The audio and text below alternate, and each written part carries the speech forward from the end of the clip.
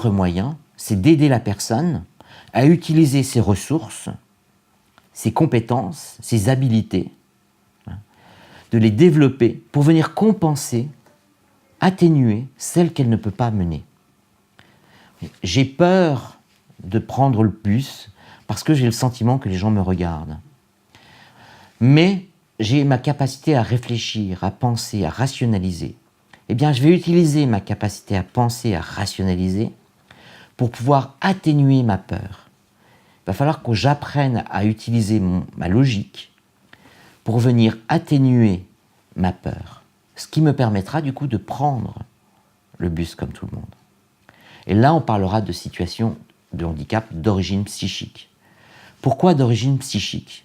Eh bien, parce que dans le handicap psychique, c'est toujours la conséquence d'une pathologie psychiatrique.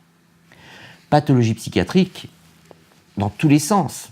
On peut entendre des gens qui souffrent de schizophrénie, qui souffrent de bipolarité, mais aussi de gens qui souffrent de phobie, de gens qui souffrent de troubles anxieux. Voilà. Toutes ces pathologies sont des pathologies psychiatriques.